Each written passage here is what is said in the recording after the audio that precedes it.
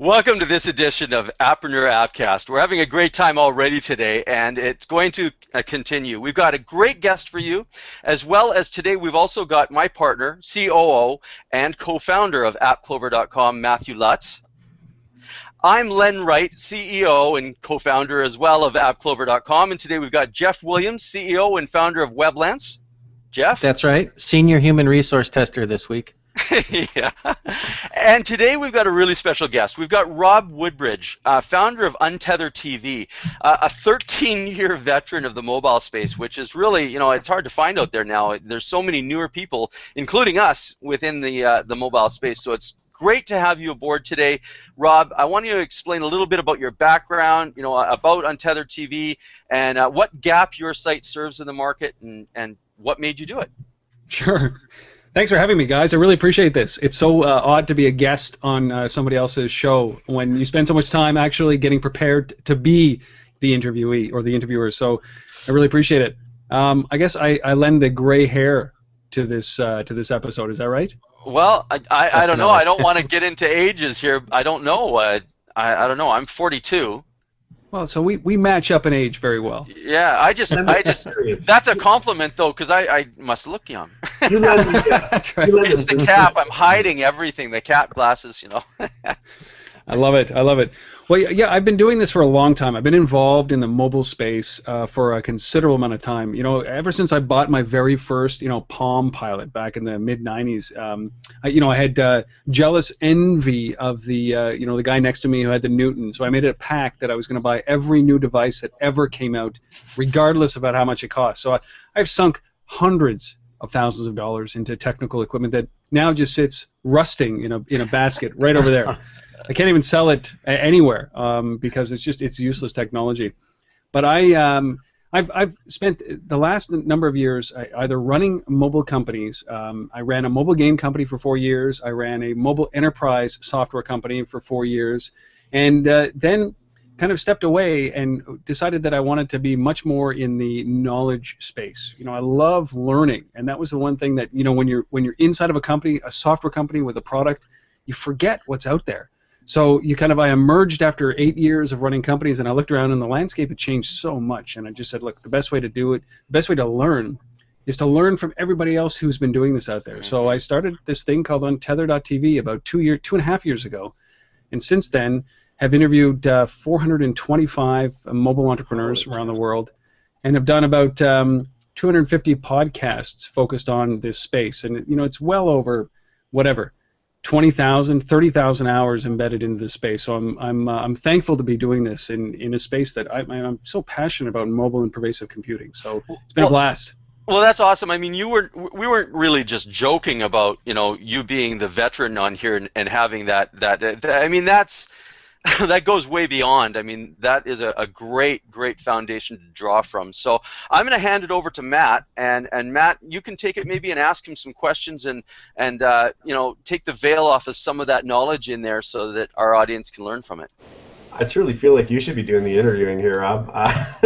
Well, you got to be careful. I don't know if there's much knowledge you're going to get from me here. I'll extract something. Yeah. Well, there's one something. Yeah. About 1/10 of it sticks. Well, we're aiming for that 1/10. So recently, of the three of us, and sorry, Jeff, you weren't involved in that conversation, but nonetheless, we love you. Man, we were chatting about, and I noticed, this is where I noticed that we had a lot of similarities in our viewpoints of where the industry is right now and who is basically developing out there. And there's a handful of what we refer to as appreneurs, which are the people that are taking this and treating it like a business, and they're really approaching it with marketing and business fundamentals. And then there's also the hobbyists and the people that are, worse yet, treating it as a kind of a get-rich-quick scheme, hoping they can just, basically throw up an app and become the next Angry Birds or whatever. And, we know that's not how it happens. So to quote you, that day you said, how on God's green earth does a developer move from the ranks of hobbyist or dreamer to successful appreneur? So that being said, you're actually interviewing your own self here. Nice. Don't use my words against me. See, I told you were doing the interviewing. Nice. So yeah, I mean, if you can share a few fundamental things that like an Appreneur has to consider to make a long-term go of it, that'd be great. We can share that with us. Yeah, fundamentally, I mean, one of the biggest challenges that people have is that it's the lure of the get rich quick, right? And everybody looks at the corner cases and says, well, Angry Birds did it, Instagram just sold for $1 billion, and there's a number of these examples. But then there's successful entrepreneurs that have failed miserably in this space. Look at Milk, right? Which just completely disintegrated. Underneath them, and these guys are veterans in the startup world, and it's not an easy thing to do to start these things. So, one of the biggest issues that I see very often around hobbyists versus businesses is that everybody who's a hobbyist seems to invest heavily in the production of the product. So, I've got an idea. This is a world first. This is going to be the market leader idea, and I'm going to go out and spend all my money on development. I'm not going to do any testing. I'm not going to do some simple techniques today that allow me to test whether or not this idea can fly. What I'm going to do is I'm just going to hire a developer. I'm going to build it out because I need an app, and I'm going to launch it. And they often fail, and they fail. Why? Two reasons. One is they didn't do enough research on the market to see if this is actually something that somebody wants to use. And the second thing is that they probably didn't save enough money for marketing. 98% of the money that you spend in this space should be towards awareness making, because then the money you've spent in the development is wasted if nobody knows about it, and it will go away. So there are very few cases where you're going to get the social, the social oomph that happened with an Angry Birds, where you were judging platforms like operating systems based on whether or not they had Angry Birds on it, right? So there's very few cases like that, but most people don't spend enough money in marketing and awareness creating, and they don't even think about it. They just think, I'm going to pick up this app, I'm going to create it, I'm going to put it in iTunes, and it's going to sell itself. And that's a great point, because one of the things, this is an argument I use all the time. I use this analogy is, and you've heard this one, if a tree falls in the woods and there's no one around, does it make a sound? Well, it's the same thing about if you build a website. Just because you have one doesn't mean, people know it's there. You need the traffic sources. You need the marketing to let people know. Exact same things going on with apps right now. Like if I build it, they will come. Yeah. Just because your friend Sally likes your idea does not mean that you've done your market research, and we covered that in another podcast as well. And it is a business. It's you still can. I mean, we're still in that age where I say you can still be sloppy and successful. So you can still the wall still has some places to throw things up there that will stick. But now and more going forward, it's going to be more important and crucial, really, to you getting found, how much knowledge and how much you're learning about doing those tactics that get you found in marketing. Right. One of the big things that I've found around this is that it's so noisy in the mobile space right now, in the app space, right? Just do a search for, except for the ones that we know that are household names now, just because of Angry Birds and Instagram, we mentioned them. But it's so noisy that even great ideas get muffled by that noise, right? So there are nuggets of great companies in there somewhere, but they either don't have the weight, they don't have the money, they don't have the social power, they don't have the connections to be able to rise to the top. So some of the most innovative companies that we're probably ever going to see that are bringing mobile using mobile as their base are probably going to die, and then maybe be resurrected in a year or so when the timing is right and this whole thing kind of settles down and we are allowed to see the great companies rise. It's just so noisy.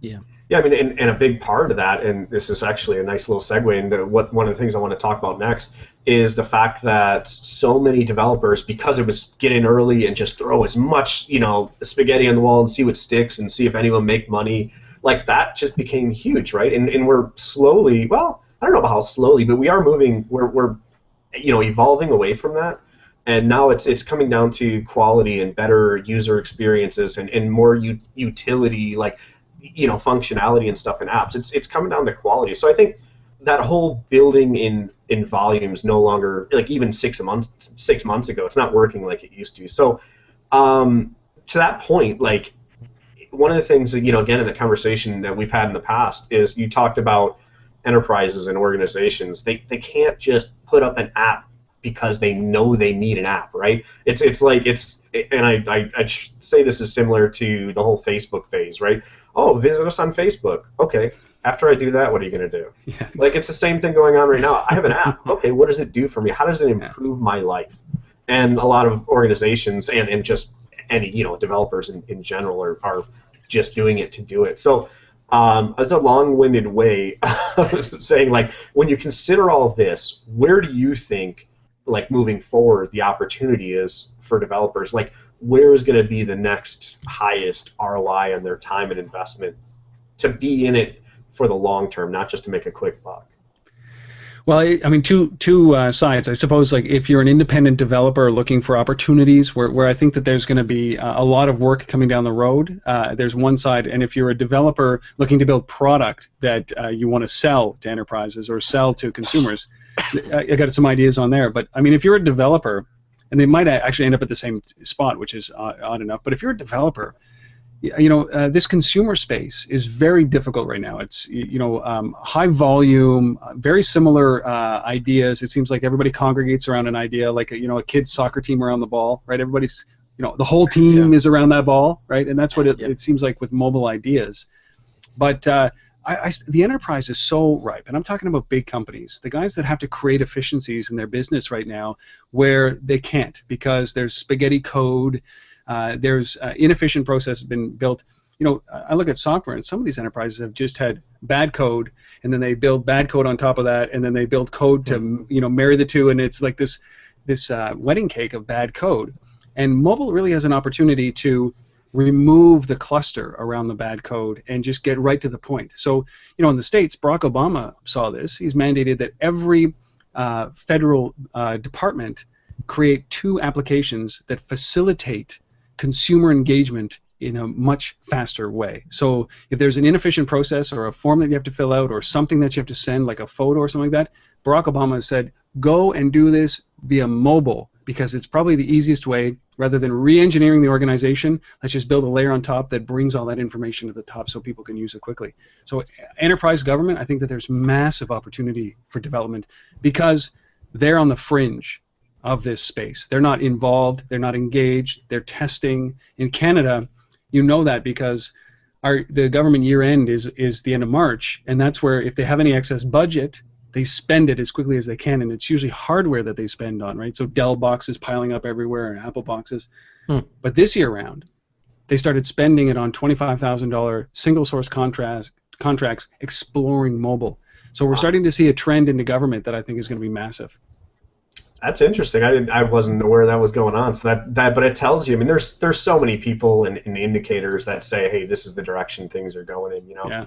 One of the things to that point, as far as moving forward and where you can probably see more opportunity, and this is kind of how we base our entire business, to be honest, is and you've heard this. Everyone refers to the mobile gold rush, right? Like that's what's going on. Well, if you rewind and look back at time, who makes money? Who made money in the gold rush? It was the people that provided the tools and the picks and all that stuff. So I mean, I think there's a lot of opportunity out there for the people that create services and third-party tools and whatever, if it's software, if it's some sort of monitoring analytics tool, whatever it is, review sites. There's so many. I mean, it's just a matter of your imagination. Like, how can you help developers? That's a huge opportunity too. Like, yeah, sure, absolutely create apps, right? I mean, there's still market there as long as the app, like, hits all the same things that the high notes that we talked about already.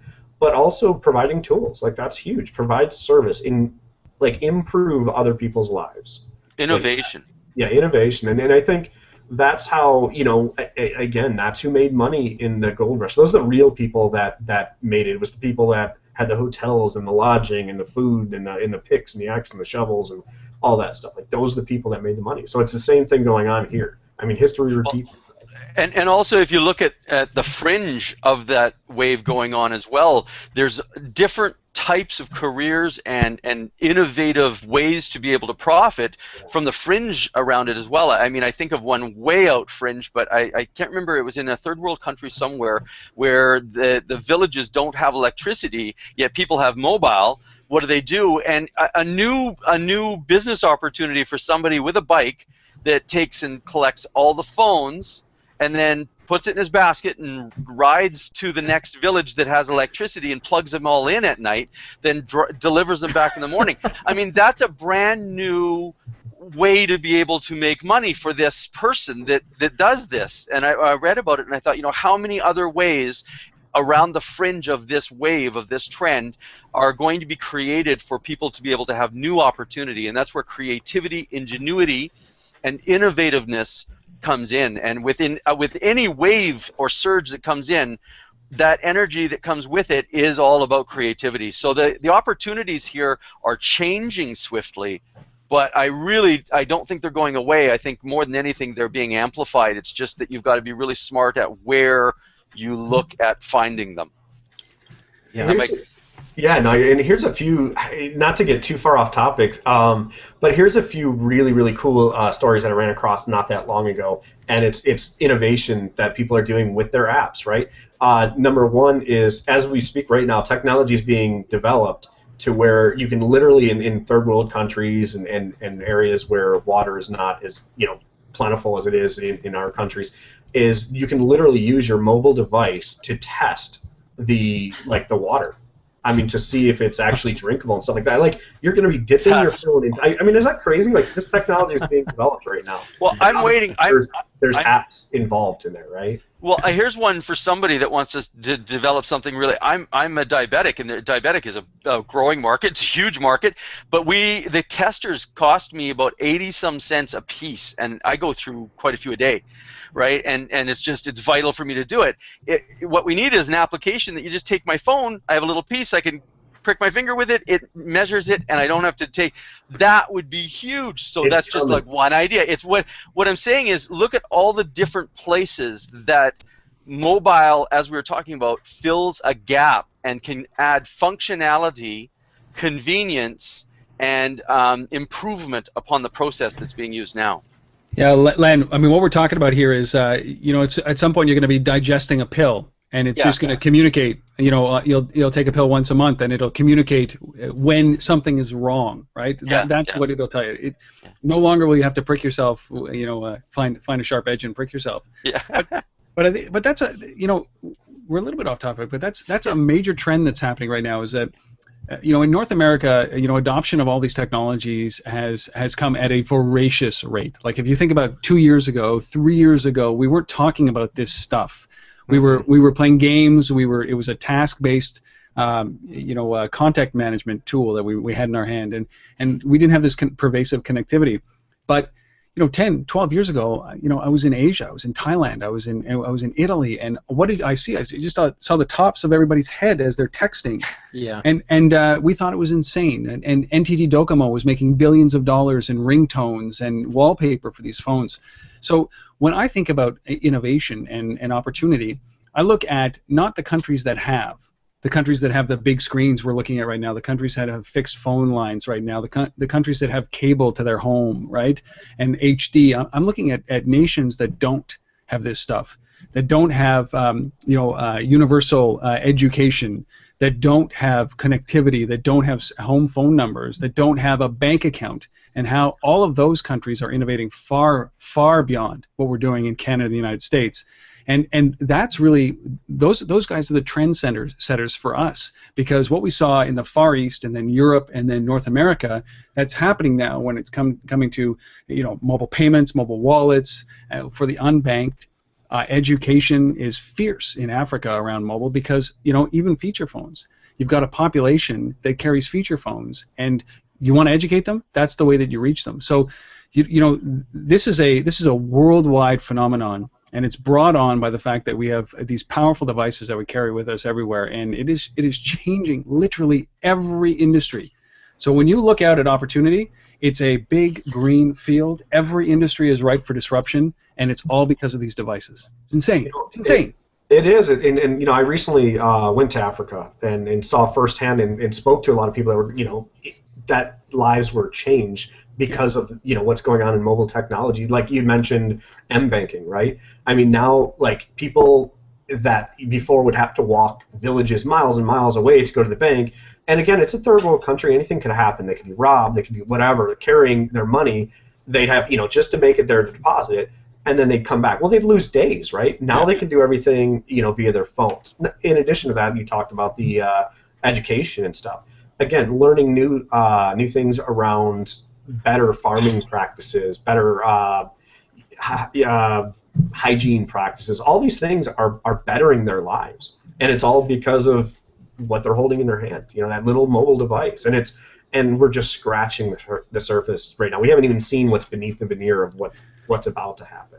Matt, I spoke with a woman who runs a company called Afros in Africa, and it's a game, about human rights. And she said, I don't want to bring this down, but I'll show you the monumental impact that this is having.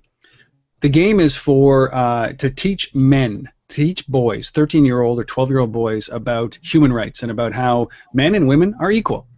And it teaches some harsh lessons. And she said that impact. It dawned on her the impact that they were going to have with this game. It was 20 million people that have used this game. When a boy, who she said couldn't have been more than 12 or 13 years old, walked in with this ghostly look on his face and said, "You know what? I just realized something. Ultimately, that I'm a rapist, and I don't like that anymore." And he had no idea that it was a contravention of human rights, your human right. And all of a sudden, because of this game, she had turned this boy into realizing exactly what he was doing wrong, and in theory, you'd hope that he stopped because he had the realization. Most people don't know. He didn't know what he was doing was wrong. Because it was a behavior. So when you hear stories like that, you think this is not just about, it's not just about games and fun. This is about fundamentally shifting the way that we live and that people live around the world. And so when you bring it back down to North America and opportunities, you know what? Every company out there, large or small, can be disrupted, and we've started to see this happening right now as a result of these stupid little devices we carry. It's crazy. I'm blown away, and I get excited about it. Yeah, no, and that's an amazing story, and thanks for sharing that, because that's something I'll probably pass on to other people in passing, because it's a great, that right there is an eye opener, right? It just shows. Literally, you can change the world by getting involved and doing it, at another level, and it just goes to how big's your imagination and what problems are out there that you want to solve. It's possible. Right? But bringing it back down to the business side, when you think about that, is that you have to satisfy that business need, right? And people will embrace this technology. And if you can do that, if you can find the one thing that they use every day, or the one thing that they have a pain every day, you are going to find a waiting and willing audience. Yeah, find solutions. Yeah. Find solutions and solve problems. Yeah. Yeah. This seems kind of weird to jump out. There's going to be no segue here that makes sense. It's okay. So, have you seen any of my interviews? That's exactly how they roll too, buddy. Let's talk dollars versus downloads. Yeah. This is a topic for, again, to bring it back to appreneurs and stuff like that. I'd say personally, and I know that you kind of feel the same way, and we've all kind of discussed this in the past, but touting your app's download numbers really comes down to a few things. And I say this tongue in cheek, but it comes down to ego, a marketing ploy, so that other people that are newer to the industry, the newbies, they just kind of think, okay, downloads equal dollars, right? If I get one download, I get $1, so that's awesome. It's more or less a marketing play to get people to look up to you and it's we're beyond that now. Yeah. And then the other thing I think is ego. I don't know if I mentioned that again or enough. So it's ego, marketing ploy, ego. Those are the three things it comes down to. And machismo. Machismo, and that's just a fun word to say. Yeah. So, that being said, I guess we're out of the we're exiting right now where the paid model, was the big thing, because at that point it did, a download did mean $1 for the most part, right? If not more. Yep. However, the freemium model kind of came in and took over a little bit, and you can still see both. You have the light model for apps, and if you want to upsell, or you want to buy the one without the ads in it, you pay the buck or whatever. So it's just, I guess you have to be a little more creative there. But what do you think? is really where we're heading? And what do you think is important for developers to actually focus on, downloads versus dollars, and where should they actually pay attention to what's going on? I mean, I think this is going to be a debate that we continuously go through, as this industry evolves. I'm a big fan of the dollar. Like developers, developers spend so much time. You out there spend so much time and blood, sweat, energy, relationships, and you pour it all into these applications for deployment. And then, what? You charge 99 cents or $1.99, or you give it away for free? There's a strategy there, but it has to be the strategy. That's one piece of the strategy, and quite frankly, you're never going to get the numbers on the most part to generate an income from ads, from display ads or targeted ads or email lists and all that stuff. So don't go out there thinking that way. You got to think about how you can build a community of diehard folks that are going to buy your product, and I think that you have to create a value around your product so that people are willing to spend the money for it. There's no ifs, ands, or buts. If you're in this to make money, if you're in this for business, you got to generate an income so that you can go and do this full time. And I've spoken with enough entrepreneurs who it's an afterthought that they think about, I'll just get a whole bunch of downloads and then we'll try to figure out how to turn that into revenue.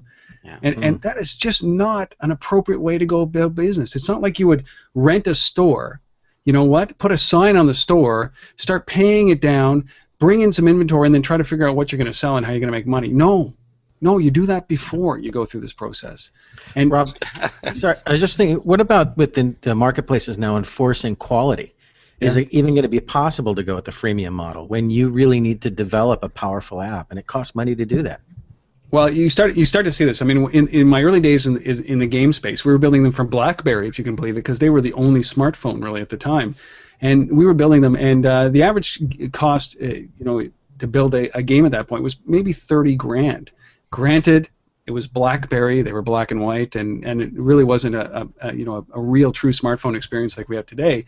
But that number is ballooned up now to $500,000 to $1 million plus. EA spends more than that on their mobile games. So there has to be a revenue model affixed with that. You can't just be building this and selling it for $1.99. It just doesn't make any sense, right? So go ahead. Oh, I was just going to say too, and you touched on it before. It's not really about downloads as much as it is about user engagement.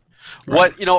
What are you doing with the downloads that you have? Because you could have 50 million downloads, but if you only have 10,000 people that are using your product, you only really have a community or user base of 10,000. Yeah. So the quality really comes down, as you were mentioning, the functionality and really hooking them into utilizing the product because they love something about the product. Right. And that really is takes the planning and the thinking, the strategy beforehand.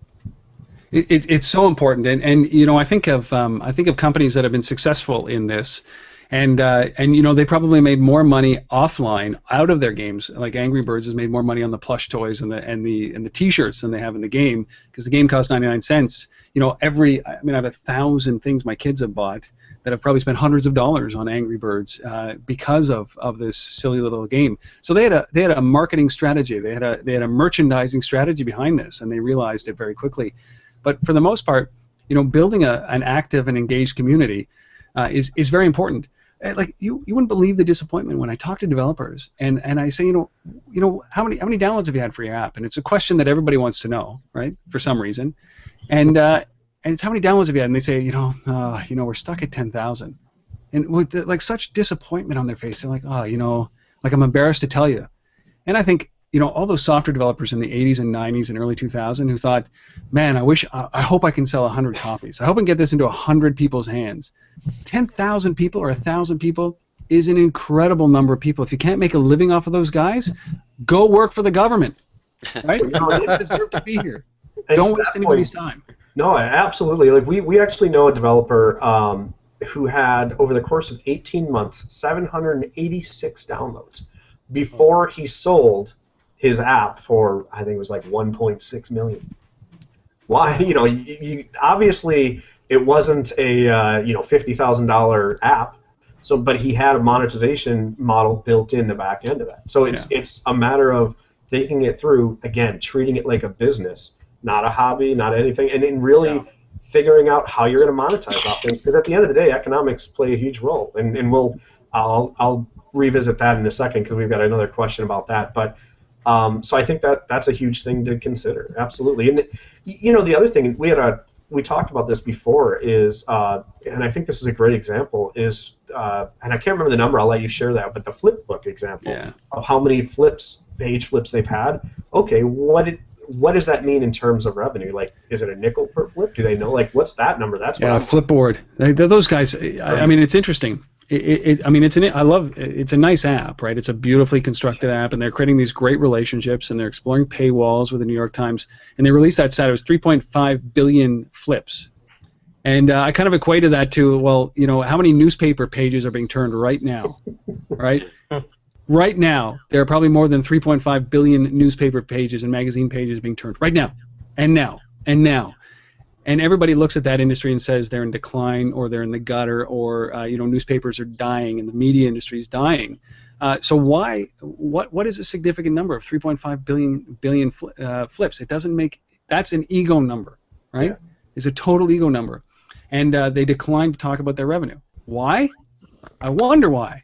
Because they're not making any, right? Yeah. And it's even when you start to talk about Facebook and their mobile strategy, is that this is a company that has almost 1 billion users and are generating 3.5 billion users or $3.5 billion in revenue, which was their last reported year.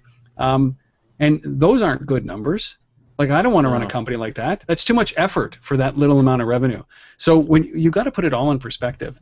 Cut through the garbage numbers and really focus on the ones that are beneficial to your business, and don't fall to this, ego. Downloads are not going to put you on the beach with a drink. No. Downloads are going to put you in a job at a desk at a cubicle. Yeah. Right? So unless those downloads have a proper strategy on how to be able to turn that into revenue, and there's many ways to be able to do that. But you've got to know, you've got to have a strategy. Yeah. Yes. And to that, like, actually, this will be a nice little segue. I've used the word segue like 30 times today into the next question, because, at the end of the day, each one of those downloads is a person, right? And both Glenn and I, we come from online marketing backgrounds. So we know that one of the number one assets for online marketing, as well as app development, in my opinion, is your list. That is your number one asset, right? Because at the end of the day, that's where all your power is, because it's where your relationships are created, it's where your loyalty is created, and all that stuff. So I mean, in my opinion, I think 99% of app developers haven't really adopted that view yet, and they haven't really started to wrap their heads around it or understood it. And I don't necessarily fault them. It's they don't know. So I mean, to that point, what are your thoughts on the level of importance of building a list, and if you've got any ideas or strategies on how a person can actually start to do that? Well, I mean, we are in complete agreement about the list. Any way that you can help your customers identify themselves to you, I'm in full favor of that. I think that 100 people or 10 people on a list that you communicate with regularly is much more valuable than 10,000 downloads, the freeloaders, right? That you'll never hear from again, that you don't know, that are transient in your app. And so it's very important. It's very, very important. And you have to start right away from the very beginning. Your launch strategy, whatever you're doing, if you're an app developer and you're putting out your own app, you have to have a launch strategy. And it can be as simple as a one-page, notify me when the app is ready or available. That is so important. Even if you only get 10 names, you've got 10 names on a list, and that's the beginning of it. So if you're 8 weeks or 12 weeks or 16 weeks away from launching your app, start building your list today. Don't wait until you're launched. You see so many people that, okay, our app's out there, now what? Well, where's your mailing list? Don't have one. Okay, so where's your engagement on the social world? Don't have it. Should we do that? Yeah. We actually did that with WebLance. We started a year ago, and we're probably going to go live here in, I don't know, maybe a couple months, I hope. And but I'm not worried about going live. I do. I've got thousands on there. I'm happy with that. And we just did it through a simple blog. We didn't pay. We didn't put a lot of effort into really great content, but it generated a list. Yeah. And here we are a year later. We're ready to go. So tell people again why they should visit your site for not really great Well, content. It's no got product. terrible content. The first thing you We're actually contributors on that site. I take offense to that. It's getting better every day. In fact, I just posted 2 articles from AppClover.com. Check them out. You know, I don't want your plug right now, actually. it's a big endorsement. The point is, I put more time in development than I do creating content. How about that? There we go. Nice catch there. You know, the thing that developers do quite often, even if it's your own product or you're doing it for somebody else, is you forget to build anticipation, and that's the big thing that you want to do. Yeah, you want to build anticipation so that you launch, and you don't fizzle, so that when you actually go out with your product, there are people waiting in line to buy it. That is one of the key things. It's also great market research, like we talked about identifying a niche in the app world. Is that if you get those people engaged at the beginning, they can help shape the product so that they can't say no to buying it when it gets launched. Like, that's so important in the way that you build, in the way that you deploy, in the way that you actually get the product out.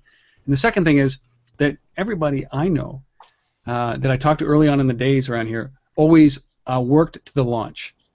Right? There's companies that worked to, like, we're launching in South by Southwest, and we're driving towards South by Southwest, and we're going to launch in South by Southwest, and then it's like the day after South by Southwest is over, they're like, now what do we do? Right? Yeah. All of their focus was on the launch, not the day after the launch, and that's the other piece. And a launch isn't a business model; it's a spike. It's not sustainable. Like, you know, it doesn't matter what business you're talking about. It's a spike, period. Well, and I'd like to add, too, is, you know, user engagement is really what we're talking about here, to build the loyalty and to build the community and so forth. So each and every single person that you get in there, I know, Matt, you were mentioning, you know, when we started AppClover, we were saying we got to keep in touch with absolutely everybody. That first 1,000 people, you know, keep in touch with them. Make sure that they're regularly hearing from you. It's the same thing with building this list and building that engagement with your users. I mean, you get downloads. They're friends. They're people that actually have you know, bought into the ingenuity that you put out into that space. And so develop a relationship with them, as well as reach out, develop relationships with other developers, other people in the space. You can use them to launch with. You can use them to be able to joint venture with. Maybe they send out an announcement for you. The list goes on, but it comes everything back right to what you said, Rob, and that is, you know, user engagement. Each and every person on there, Matt, you said, is a person. Well, and I think to that point, too, the other thing to keep in mind is you can't treat people like it's a step, you know, like they're stepping stones. Like, I am certainly not one of the most polished people in the world, right? But I'm authentic. Like, I just speak, I just kind of, you know, talk, and you're a person, I'm a person, and that's how I communicate with people. And I think you need to do the same thing. You need to be not afraid of, you know, you can't be vulnerable, like, or actually you can be vulnerable, but you can't be afraid of making mistakes or whatever. It's like, you just reach out to your customers, talk to them, see what they're thinking. Like, you know, these are people, again, that are going to give you, they're going to be a focus group for you, whether they want to or not, you know, like unknowingly or not, they're going to be a focus group for you. So you might as well give them what they want, ask them what they want. Give them, like, at the end of every single magazine that we do, Appreneur magazine's our magazine, in the last page, there's a survey, because we want to know what people are thinking. What do you want us to do better? What do you hate about us? What do you like about us? And to be honest, the things you like about us, it's great, love to hear it, but I really am more curious about what you don't like about us, because I want to improve, and apps are the same way. You know, you look at all of your user feedback people leave, like you want to look and smile at all the 5-star reviews, because it's great social proof and all that stuff, but at the end of the day, the 2-star reviews are what's going to make your next update better. Yes, and non-emotionally, sorry, Jeff, I was just going to say, a non-emotional viewpoint when looking at feedback. Feedback is good because it allows you to improve, and improving means more dollars, or it should. Jeff, sorry.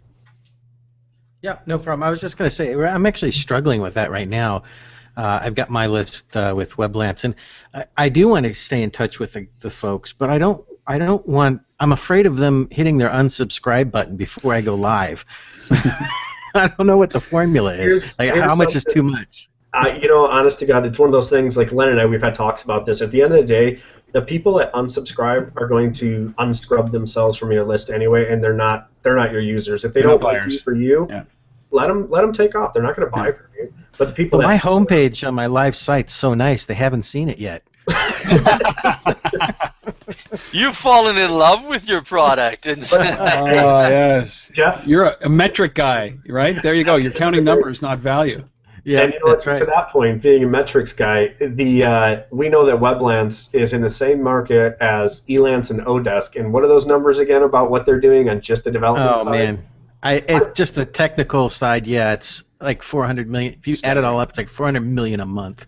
Okay, it's incredible. So there's more than 2,000 people out there, or 3,000 people out there, whatever you have on your list, that are waiting to be introduced to you and your services. So you don't. I was proud of that list until you said that. And then because really, I mean, they may have joined just to get a specific piece of information. They may have joined, Jeff, just to follow you. They may be competition that's following you. You don't know what that unsubscribe is, and I would much rather have that person unsubscribe and go on to do what they want to do with somebody else. Then your list. I've heard of lists of 500 or 600 way out producing lists of 40, 50,000. Yeah. So there we come right back down to it. Comes right back down to the same old thing: is quality and the relationship that you have with them. Are they getting true value from being on your list? If they are, they're not going to leave. Well, I can tell you that by being on my list, it's very emotionally supportive through a difficult development. Oh, That's the best line right here. That's great, man. I've done some testing with this with my own list, and I send out emails every day. I've sent out sporadic emails. I've sent out off-topic emails, and I've tried a bunch of things. And every once in a while, I get a rash of unsubscribes. And you've got left brain, right brain. You got emotional, and you got analytical. And maybe I shouldn't have sent that email out, but I'm not going to change. To Matt's point, I'm not going to change my voice or anything about that I'm doing to accommodate a master list. The folks that stick around at the end of the day are the ones that I'm very interested in helping. And there have been times, I mean, Jeff, you might look at this, there have been times where people have unsubscribed. And I get the notification, I'm using MailChimp, and they come back and they've unsubscribed, and I'm like, no. I reach out to them and I say, you of all people should never unsubscribe from this list because you are screwed. You need this information. Get back on the list. You didn't. But that's it. The other guys, I put away, but there are some that I'm like, no. See, read what I'm sending. I take their email address and just resubscribe. No, I'm just teasing. Yeah. It comes right down to, I mean, when you think about it, because I totally get where you guys are coming from what you're saying, because I've been there as well myself. I used to watch all the time my lists. I'd watch them every hour. I'd check and when it was new, right? But what it came down to was I'm really wanting to leverage my life, and really when I look at it, leverage counts with how many people am I having an effect on. Not just how many numbers are in my Aweber account, because that sometimes takes me more energy to be able to try to please all of them. Whereas a smaller group that is defined and stood up and said, yeah, I want to be a part of this, I like what you're doing, allows me to focus on them much more clear, give them what they want, and service their needs to a higher degree than me trying to service everybody. It's a great point. Right. So let's go. The next, natural step is let's move away from people segue and talk that about one. money.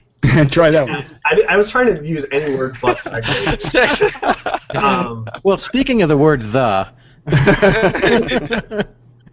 so again, that's a huge question. Is monetization? Everyone wants to know how to make money from their apps and all that stuff. And at the end of the day, just like any business, I said this before, is economics plays a huge role. It has to. It's a vital role. You can't survive without money coming in. So, that being said, we know there's a handful of standard ways to make money on apps, in-app purchases, paid ads, advertising, affiliate marketing. Just the handful of the usual suspects. But are there any revenue streams that are underutilized in your opinion, and this can even be what's going on now or where you think things are going to start, heading for app developers to consider? I mean, I think there's the 9 or 10 standard ways that you can make you can generate income through apps, and you've named them. Even affiliate marketing, or even bringing towards a having people sign up for a mailing list and pay to play and pay to click and all these things that we're seeing right now. But you know what I hope happens is a little bit different. What I hope is that we start to get into the value-based apps. So there's going to be a stream of apps that come out that are going to be absolute pay-to-play. So, you know, instead of a mapping app or a GPS app or a Foursquare type of app that just, you know, identifies that you're in a location, it's going to be these apps that drive you from one spot to the next and actually close a purchase, right? And I think that, and then you as the app maker are going to get a portion of that as a referral fee or as a commission on that sale. And I think that there's going to be an entire industry that is built around this that's going to emerge, where, you know, if I'm a restaurant in Times Square, you know, it behooves me to enable, you know, basically open up my restaurant as a data point and allow entrepreneurs to build businesses around getting me filling my seats or filling the stadium or filling the movie theater. And I think that they're going to start to see an entire business around that value add for the retailer, which is going to be so key for them to be able to drive revenue. So I think we're going to elevate beyond this pay-to-play. I mean, I've been very vocal about this.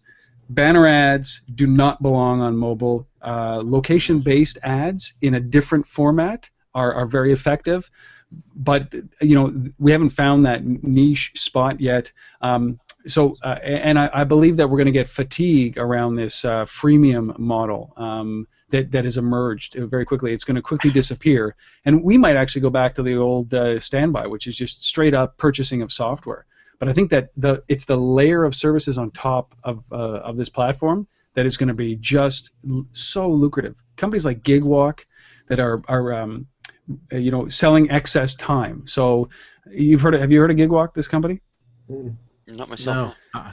So it's a company that quite literally you sign up, and if there is a gig, some work on your way home, where you are or around you, you can actually say, look, yeah, like I'm interested in doing that job. So, for example, if somebody needs their laundry picked up from a dry cleaner, and you're around the corner, you basically say, yeah, I'll take that job for $10, and then you pick it up, and you get paid by PayPal. You drop off the laundry, you know, if it's in your neighborhood, somebody needs their lawn mowed, that kind of stuff. It's proximity based or location based. Yeah, that's cool. I have seen very that. cool.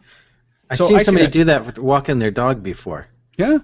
Yeah. So, I mean, this goes to I mean, this is a great, you know, I guess it's a great point to illustrate the fact that it's your imagination. Like, these are the third party type things. It's not just about an app. It's about the services you can provide and all that stuff. Like that's a crazy idea. Well, and I'd like to add to that, Matt. It made me think actually of the old. I know it's still happening today, but of the paradigm or the model of network marketing and referral marketing. Yeah. Right, of being able to do that, and you know, it has incredible power. I'm not, you know, for or against. I'm not talking about the whole industry, but I'm saying that the power of that word of mouth or that proximity marketing in that way is huge with that idea. That's fantastic. Well, you know, we started to see car share applications come out where, you know, great statistic that your car basically sits in your laneway 18 hours a day. So why not make some money off of the excess inventory of time that car sits there? So rent out your car for an hour or two, right? So you start to see that layer on top of what's happening in the mobile space, and it's all proximity based. It's all highly targeted, and you know, these companies are going to be the de facto companies of the future when it comes to renting excess time. And I love that excess inventory. There's an opportunity to turn that into revenue, and I think that that's really where we're going to start to see this thing shine. Wow. So there's multiple revenue streams there. So anywhere where there's excess inventory. We went through this with the eBay generation, right, where people were selling all their used clothes and making a living and recycling all of their lives and their you know, their closet every 3 months. We're going to start to see that with time. We all don't have a lot of it, and we're paying for idle assets. So why not get rid of it? Why not rent this stuff out? So, you know, I like that kind of stuff. That's what gets me excited. Well, that goes to the point we were just talking about before about new opportunities springing forth from mobile as we speak. That's a great opportunity, great example. Yeah, it is. I only wear one pair of underwear at a time, so I'm more than happy to wear this. Wow. I'll pass on that. I wear my wife's, so I have lots of my shit. No. Say, you got to build an app for that, Matt. There's an app for that, right? Renting Matt's underwear. pants. renting underwear. I love it. Yeah, no, I think that's a great That's a great way to close things off today. I think we've covered a lot, and we've definitely hit lots of different ends of spectrums as far as the Appreneur goes. But maybe right now we can kind of talk about some of the things that are going on today, topical right now. If Jeff, if you want to jump in and do the news. Yeah, I just came across a story this week, and it's pretty good for folks that want to get into the business that are new. You can learn Android SDK from tutsplus.com. Actually, it's mobile.tutsplus.com. And even if you have no plans of being a developer, you're going to be working with one. And so it's a good idea to at least be able to know if the code you're getting is any pretty good. We talked about that last week as well, code quality. So check that out because you can learn a lot. The other thing is, you guys remember in 1998 the convertible tablets they had, where you flip the screen all the way around the other side and bingo, you've got a tablet. Most people today feel like the iPad is something that's brand new, but it's actually been around for about 15 years. The one thing that these things are doing now is that they're actually motion controlled, so you're not touching the screen anymore. You're actually manipulating apps and things just by motioning above this. And I thought, what a great sort of a window into the future about as iPads and things get more powerful. You think that this is going to be, something that we're going to be doing soon, maybe in the next version of iPad, is using motion control to control our iPads.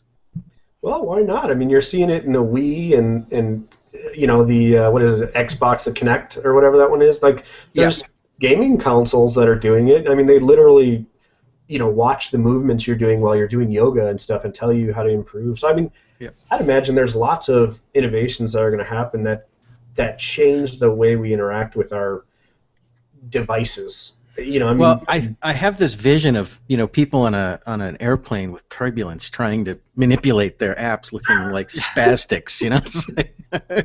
Oh, he's got one. Look at it. Hey, look at that fancy thing. There you go. I told you I've spent a lot of money in useless technology, right? Look at that. Great on a plane. You should Old school. open a museum. And this is the demonstration of the original tablet. Okay. How long have you had that? This is an Acer, and a Veritech one. I think they've been bankrupt for 10 years, 12 years. Rob, you should open a technology museum. Well, I've spent enough money. I'd have to charge admission to at least recoup some of the costs. Why don't all laptops have that feature? Well, it's pretty incredible. This was state-of-the-art technology back in the late 90s, right? Real quick, if we can go back to because I think this is important for app developers and appreneurs to think about that. The first thing you talked about was the learning Android SDK, the software development kit, learning how to do that. And I think from a developer standpoint, there's a lot of people that just do iOS or whatever, and they leave money on the table, right? I mean, at the end of the day, I don't know what the sharehold is, like 68, 70%, something like that of Android, as far as the smartphone market goes. So I mean, that's a substantial chunk of change that iOS developers can be leaving on the table if they don't develop, via cross-platform in other. So I think that's another reason. Yeah, it's a funny thing, and actually, I would be interested to know what Rob has to say about this, because even though the majority of the market's clearly in Android, it looks like the easiest way to make money is with iPhone, because nobody spends money in Google Play. Raving fans, that's why. Yeah, but it's true. Certainly the numbers for Android are incredible. I mean, they dominate when it comes to operating system right now. And I don't think that it'll last. I think that they're going to reach a cap and then it's going to diffuse, because there are 8 mobile operating systems today. There are going to be many more. And WebOS is making its comeback, triumphant or not. It's going to be out there for developers to hack around with. But the majority of the revenue, somewhere in there between 80 and 90% of the revenue that is being generated right now in the mobile space, is coming from iOS.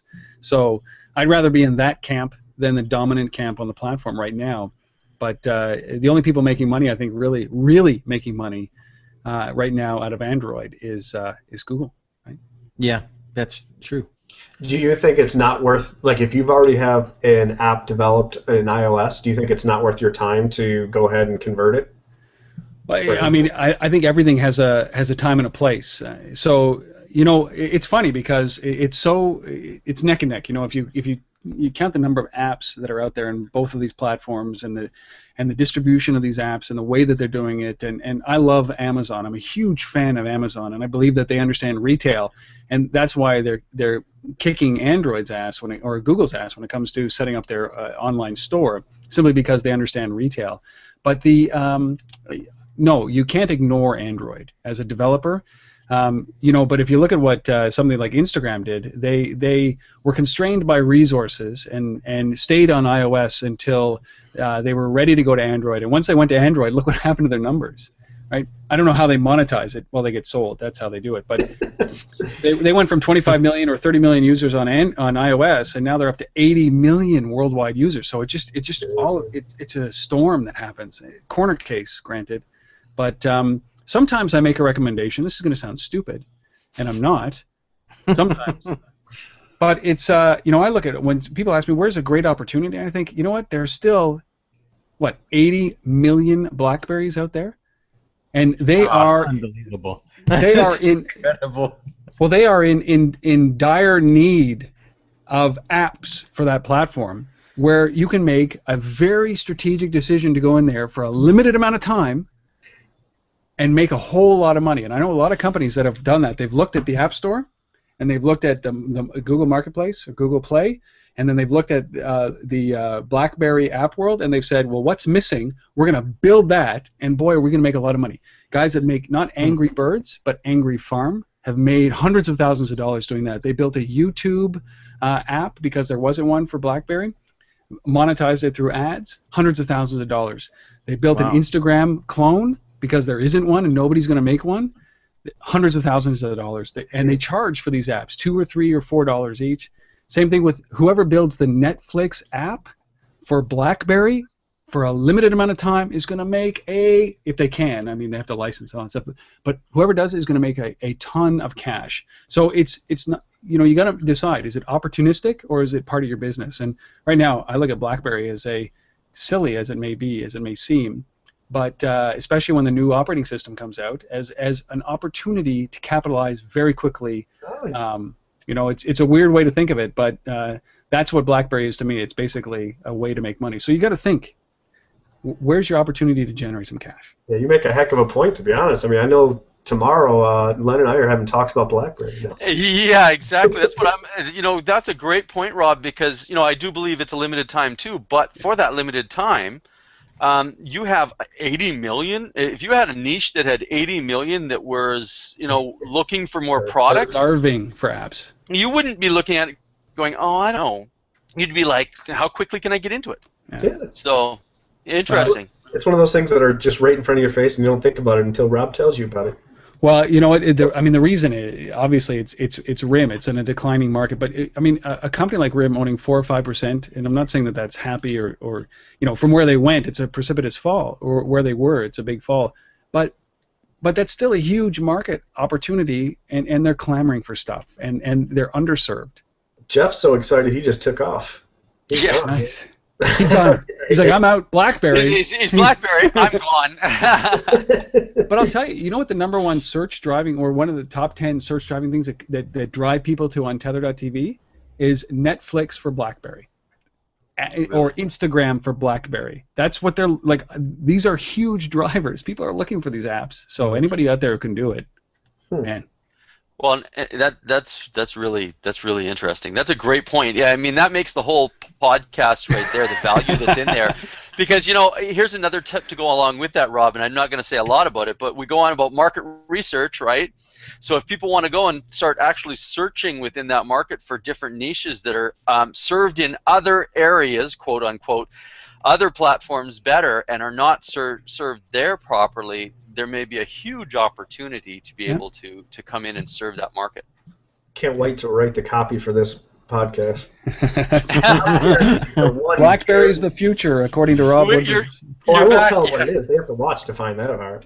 You're back, Jeff. We thought that you ran out and started to develop something for BlackBerry. No, yeah. Sorry, I just lost connection. I'm actually so surprised about that BlackBerry story. I had no idea that story was out there and existed. That was shocking. Well, there's a lot out there. My first thought is when you were saying there was 80,000. You said, what did you say? 800,000. 80 million. 80 million. 80 million. Okay, 80 million.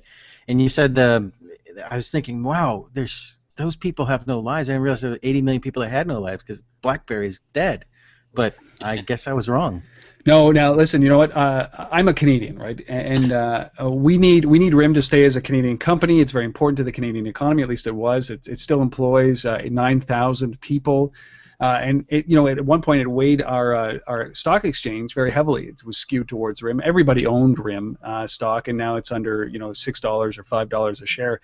It's in the tank. They have terrible leadership. The two CEOs were terrible for the company. Great to start, full of hubris that they didn't see what was happening, and this is a result of that. So, all that being said, this company is in peril, is in danger, is in decline.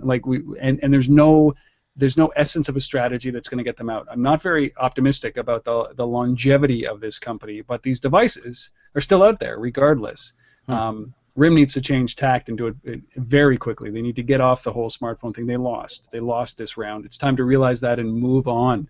And they have the tools to do it. They just don't have the leadership to be able to effectively implement. In the short term, you're saying sell RIM short, right? Like that's what you're saying. You're giving stock advice. No. Well, you know what? We one of my companies was so closely entrenched with RIM that we did a lot of meetings, very close with their senior management and the CEOs. And there was one meeting maybe 4 years ago that we came out of, and they're in Waterloo. I'm in Ottawa. We flew home. I sold my stock the next day. What we saw was like, nah, no, we're not going to survive here. And then we started building for other platforms. So it's been a long time coming. This isn't news to a lot of people. So yeah, if you still have RIM stock, yeah. Well, and the thing is too is it uncovers a big opportunity for developers out there because, like we were saying, I mean that market, although maybe it's out, going out, you still have a time period in there where they still need to be served. 80 million is a huge market. It is. It is. If you can make an extra few $100,000, why not? I'm all for that. Trust me. Well, listen, guys, the next thing that we want to talk about here in the news, because we're running a little bit long, we've got some numbers for you, market numbers to date. I've already been accused of being a data person, or I forget what you called me, a statistics guy. But I've got statistics, all right? The average smartphone user will download how many apps this year? Well, I mean, what's your best guess? I already know the answer. Oh, well, you know the answer. Rob, what do you think it is? The average. The average 25? Oh, wow. You're pretty close. 37. No, you know the numbers. It's 37. So in 2012, up to date, we've got 36 billion mobile apps will be downloaded. And by 2017, that's going to be, well, they're projecting anyway, it's going to be 136 billion mobile apps downloaded. So that's an unbelievable number. But actually, I wouldn't be surprised if it was higher than that. It presents two things top of mind for me. Is number one is, wow, opportunity, right? Like it's a growing, exploding market. But at the same time, it also says people are swarming the market and developers are swarming and competition's going up. So your app is not as easy to be found if you don't have some sort of an exposure campaign and marketing campaign in place and stuff like that. So it's there's two ways of looking at that. Right. The other, it goes on to talk about the average time spent on their smartphone per day is 94 minutes. Their average time spent on their browser is 72 minutes. So they're actually spending less time now on the internet at home than they are in their smartphones, which is unbelievable. Unbelievable. And 650,000 apps in the App Store and 600,000 available in the Apple Store, and then 600,000 in the Google Play Store. So it's getting big. Yeah, it is. I mean, surfing this wave, I mean, it just keeps getting bigger and bigger, and I really don't think that we've seen anything yet. I think that right down in the fairly near future, I think we're going to see some pretty incredible things with the whole market and some switching, restructuring, and adjusting. Yeah. I agree. Yeah, I mean, big. Sorry, Matt. Go ahead. No, go ahead. I was just going to say the big battle now is about app discovery, right? And I think that's where this shifts to, and I mean Apple bought Chomp for that reason, and you know, we're going to start to see these things start to happen where people can't find the apps unless they're in the top 50 free or the top 50 grossing or a featured app, and so discovery is going to be key. And that's why we started AppClover. Really, sorry, Jeff. I was just going to say that's why Matt and I. That's the gap that we've really seen as well. The next thing, I mean, you have competition in the app stores going up, and you know, you continually have more and more coming on each week. The next progression, just naturally, is higher competition, which means you got to know your stuff more to stand out. And you know, I say this all the time: "As a high tide rises all ships." Right? I mean, I actually came up with that phrase. I coined it. No, but I do believe there's something to it. And by helping, like, that's one of the big areas that Len and I, we started doing research and stuff. Like, man, no one is servicing education or knowledge on the development side. Yes, on the, you know, there's forums and you know, great forums out there and stuff like that. But as far as marketing and monetization, the information you would find is a couple years old, which, you know, is extinct.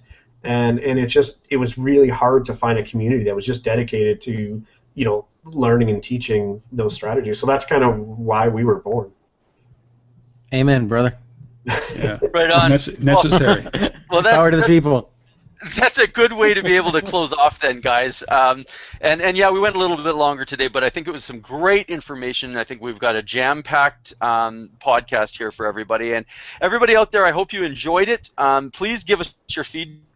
You hated what you liked, so that we can improve upon things as well. You've been watching another edition of the Appreneur Appcast, and Jeff, thank you very much. Jeff Williams from weblance.com, still offering an incredible special out there to the AppClover community. If you sign up for beta on weblance.com, you're going to get premium membership for free, roughly a $240 savings. How does that sound for an infomercial there, Jeff? That sounds great. Act now. That sounds great. And you will receive. So, Jeff, thanks again. We appreciate that and your input. Again, Bob, we thank you so much for being with us today from Untether TV. And again, that's UNTETHER.TV. To see what Rob's up to, and please, you'll be seeing a lot more from Rob on AppClover as well in the near future. So again, thank you, Rob, for being with us today. Total pleasure, guys. Thanks for having me. No problem. And from Matthew Lutz, the co-founder, and from myself, Len Wright, from AppClover, we really appreciate you being with us. And check out Appreneur Magazine, the new issue. It's going to rock your clock. Thank you for being with us. Also, my dog was with us in the background there the entire time, too. So quiet. He's pretty active. What a great dog.